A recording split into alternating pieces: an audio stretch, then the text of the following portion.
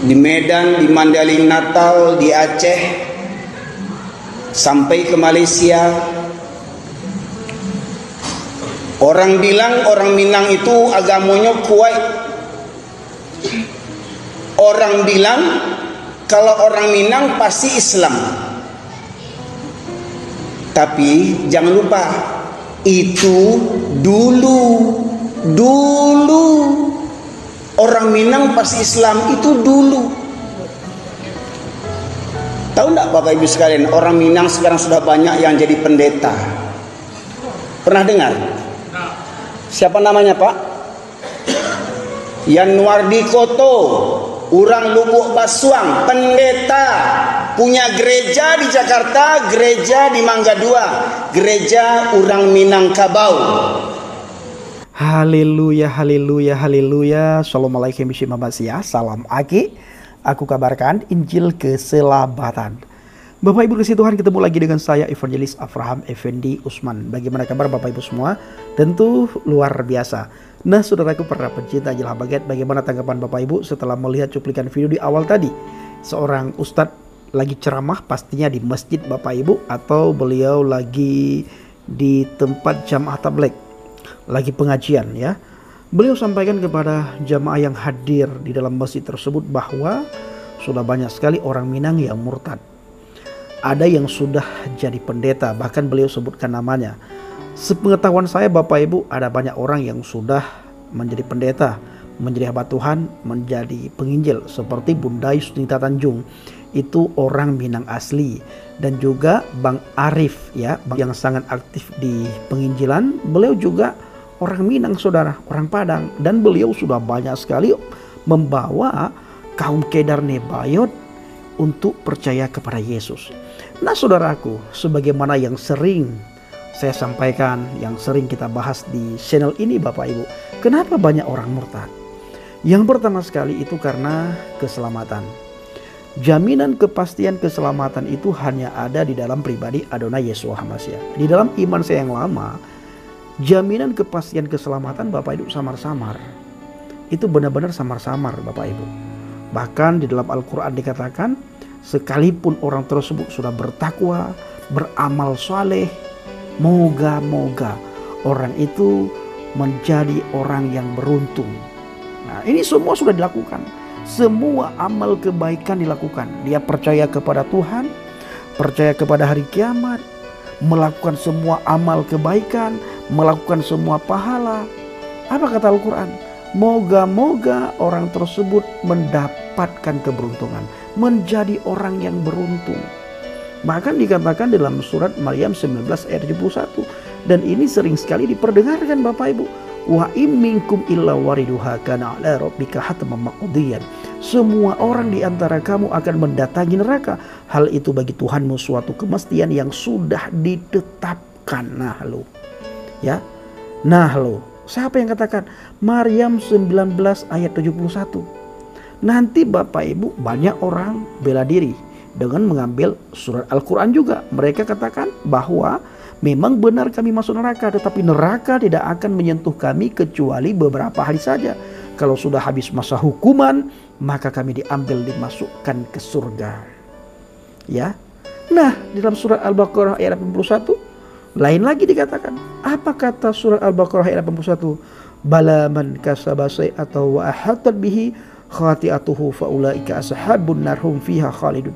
Bukan demikian, yang benar melainkan siapa yang berdosa dan dia telah diliputi oleh dosanya, maka orang tersebut penghuni neraka dan kekal di dalam neraka. Dalam surah Al-Baqarah ayat 81, orang yang masuk neraka itu bukan semua orang, tetapi orang yang berdosa. Pertanyaannya, adakah manusia yang tidak berdosa? Tidak ada. Semua manusia berdosa. Kemana orang berdosa? Sesuai dengan surat Al-Baqarah ayat 81. Orang berdosa di neraka. Berapa lama di neraka? Sesuai Al-Quran surat Al-Baqarah ayat 81, kekal dalam neraka. Orang yang berdosa. Bala man kasaba sayyi'atan wa ahatat bihi khati'atuhu faulaika ashabun nar hum fiha khalidun. Bukan demikian, melainkan yang benar siapa yang berbuat dosa dan dia telah diliputi oleh dosanya, maka orang itu penghuni neraka dan kekal dalam neraka.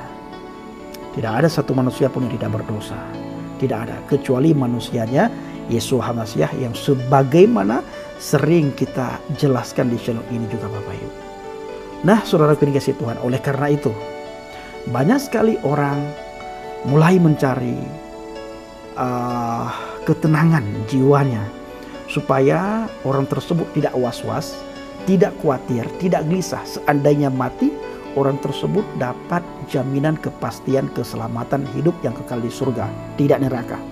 Nah hal ini didapatkan hanya di dalam pribadi Yesus Kristus. Dialah yang bisa menjamin kepastian keselamatan umat manusia.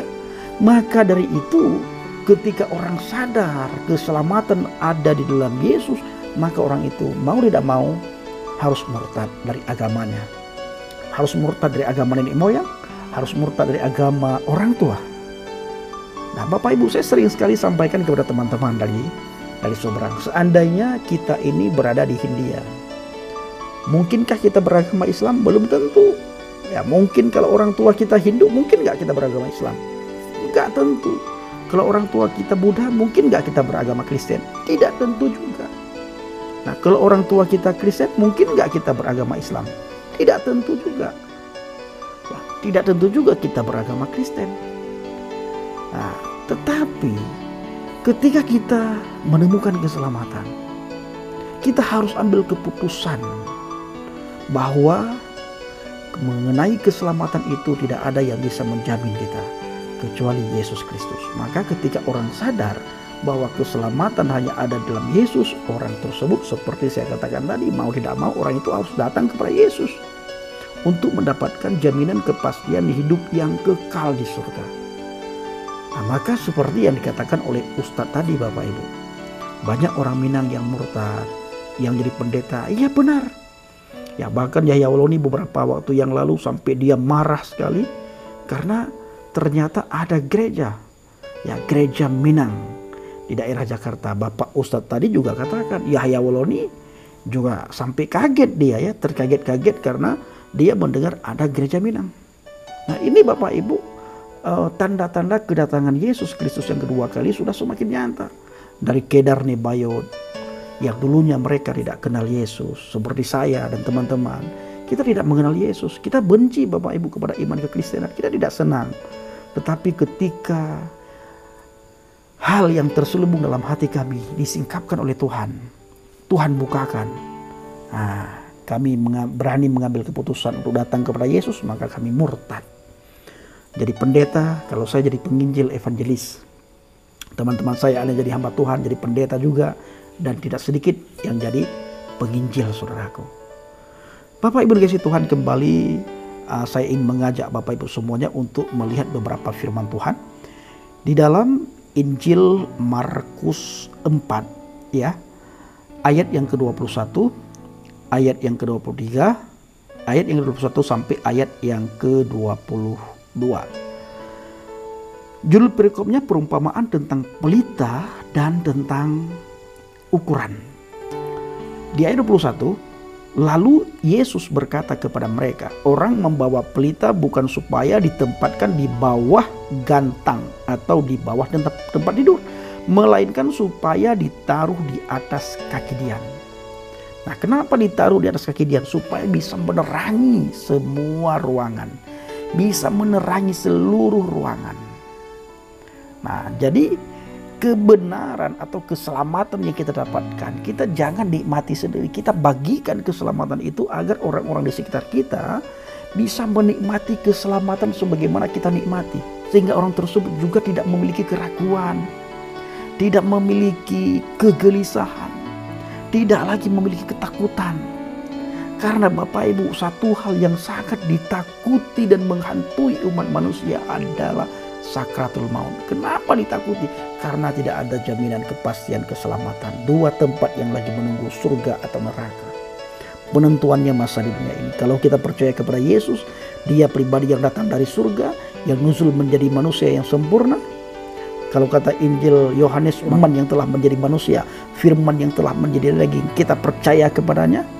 Karena dia juga dikatakan dalam Injil bahwa dia adalah kebangkitan dan hidup. Barang siapa yang percaya kepada dia, sekalipun orang tersebut sudah mati, namun orang tersebut mendapatkan hidup yang kekal. Orang tersebut hidup selama-lamanya sekalipun tubuhnya sudah mati, namun rohnya tetap hidup bersama dengan para soleh-soleh Tuhan di surga, di Firdaus.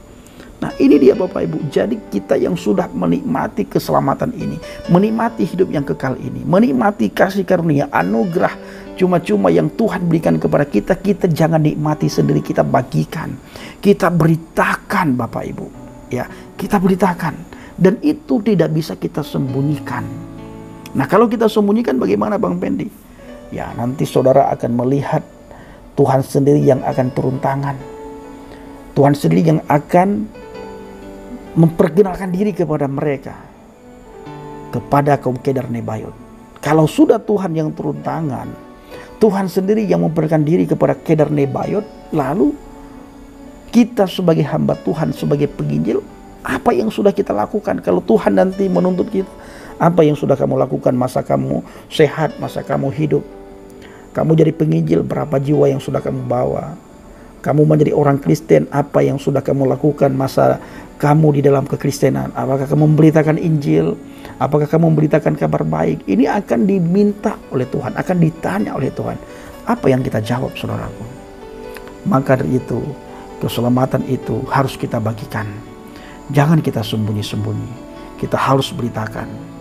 Nah, karena di bangsa dan negara kita adalah sangat rentan dengan hukum penistaan agama, maka kita harus memberitakan Injil sebagaimana tertulis dalam Alkitab. Kita harus cerdik seperti ular, tulus seperti merpati. Salah kita melangkah, salah kita berucap, salah kita bertutur kata, maka hukum penistaan agama itu akan menghantam kita, saudaraku. Maka kita harus cerdik dan tulus. Lalu ayat yang ke-22, sebab tidak ada sesuatu yang tersembunyi yang tidak akan dinyatakan, dan tidak ada suatu yang rahasia yang tidak akan tersingkap. Barang siapa mempunyai telinga untuk mendengar, hendaklah ia mendengar. Nah, ditambah lagi zaman internet ini, zaman di mana tidak ada yang bisa disembunyikan, semuanya terbuka lebar. Nah, jadi begitu juga Alkitab ini kita nyatakan di dalam terang, kita nyatakan di tengah-tengah umat, di tengah-tengah masyarakat, supaya mereka mendengar kabar baik, kabar sukacita. Seperti Petrus, Bapak Ibu, ketika dia khotbah, berapa ribu orang bertobat. Yohanes dan juga Rasul Paulus dan juga rasul-rasul yang lain, mereka gigih sekali, giat sekali di dalam mereka memberitakan Injil. Jadi di zaman internet ini tidak ada sesuatu yang tersembunyi. Sebab tidak ada sesuatu yang tersembunyi yang tidak akan dinyatakan, dan tidak ada sesuatu yang rahasia yang tidak akan tersingkap. Ketika kita mendengar Injil, kita terima Injil, kita mau datang kepada Injil, maka segala sesuatu yang selama ini terselubung dalam hati kita, begitu kita terima Injil, terima Yesus Kristus sebagai Tuhan dan Juru Selamat kita, semuanya Tuhan singkapkan. Ya, tersingkap semuanya Bapak Ibu. Seperti saya, sebelum saya menerima Injil, sebelum saya percaya kepada Yesus Kristus, semua hati saya terselubung, pikiran saya terselubung. Siapa yang melubungi itu semua Bapak Ibu? Ilah bangsa-bangsa.